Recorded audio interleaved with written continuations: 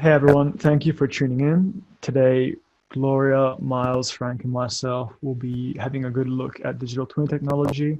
We've been asked to prepare a feasibility study for the company, and hopefully this gives you a good introduction into what digital twins are and how we can implement them.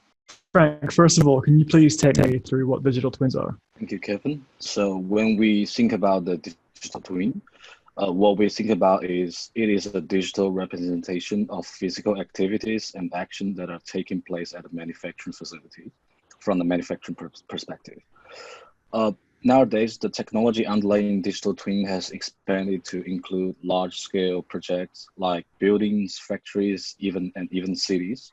We can use digital twin to digitize the entire process so we can go through and understand how the machine is performing, tracking information. We can also do digital twin to the products so we can know the key information, what's the key outcome, and what parts are used in building the products and how was it actually built. And more importantly, we can also know how the products being maintained.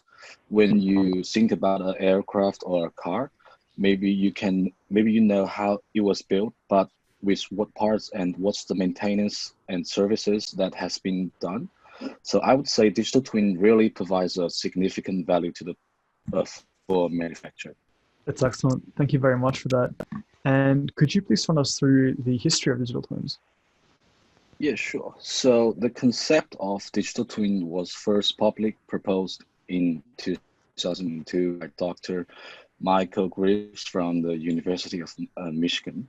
Dr. Greaves proposed that the digital twin can be used as a conceptual model in product lifecycle management. And in 2010, NASA started to apply digital twin concept in maintenance of aerospace aircraft. So after each flight, according to the existing condition and parts workload, they can do evaluation and determine whether the maintenance is needed. Fantastic. Thank you very much for that, Frank. Here's what Tarrant had to say about the function of digital twins. I guess it's mainly about gathering and storing data in a way to try and represent something physical. The data is generally gathered from a bunch of different sources or harvesters. And then from there, there's a certain amount of, I guess, machine learning or manipulation that happens on it to try and understand exactly what's happening from the physical world, but in the digital space. It's not necessarily a new concept or anything, but it is something that's becoming more relevant with the amount of, I guess, new sources we have available and just the way that the industries are sort of developing. It's happening much more quicker and there's a larger focus on the, I guess, digital world as it may be, even though it's still all the same physical phenomenons going on. What technologies are needed to create a digital twin? And I guess in this case, we can be specific to the applications we've seen within the company. I guess the first thing you need is to be able to ingest the data, because generally it's presented in just loose file structure or loose log files. So first there needs to be a way to actually understand what that data means or is trying to represent. And then from there, once you've actually understood it and ingested it, then the next thing you'll need is, I guess, the bulk data storage. Generally, with all of these data sources and the amount of data that you actually need in order to do proper machine learning, it takes up a lot of space to actually try and store this data. So yeah, but bulk storage is the thing that'll be required. From there, once you've, I guess, ingested it and stored it, the next step is to try and, I guess, after you've manipulated it with the machine learning algorithms, try and actually display the data the way that we're currently doing it. With the twin that we use that's been developed by Petra is to access it on a SaaS basis. Next up, Miles, I understand you've had a look at the impact to businesses. What is the main benefit for businesses that are incorporating digital twin technology? Yeah, thanks, Kevin. I suppose the main benefit for businesses incorporating digital twins technology is the data that they're able to collect from the technology. This sort of allows businesses to really have that data-driven decision making that's so in vogue at the minute for businesses. I suppose this data allows the business to identify the strengths and weaknesses of their own operations in that real time, which therefore is an advantage for these businesses incorporating digital twins over companies that aren't, because I suppose they identify errors in their weaknesses a lot quicker than what their competitors do, which I suppose those competitors have that then domino-like effect down the supply chain, and before they realise there's an error, it's too late. Whereas these companies incorporating digital twins, I suppose they have a more, despite still being reactive, the time of reaction is much less, and they can stop it from being an error before it gets too late. So I suppose that adaptability and flexibility through data-driven decision-making that comes with incorporating this digital twins technology. Thanks for that, Miles. Next up, Gloria, could you please take us through what you see happening within Australia in the future in regards to digital twins? Yeah, Kev. So utilising technology like digital twins means that there will be inevitably some compromise to ethics, privacy and security. In implementing this technology into business and society, governments and policymakers will need to develop new inclusive policies and regulations that ensure that these basic rights aren't compromised. I'll go in a bit about Australia. So as we progress into the future and as society becomes to use this technology more and more, Australia will need to regulate the aforementioned data privacy and protection through a mix of federal, state and territory laws. These include the Federal Privacy Act and the corresponding Australian privacy principles, which apply to all private sector entities and all Commonwealth government and ACT government agencies.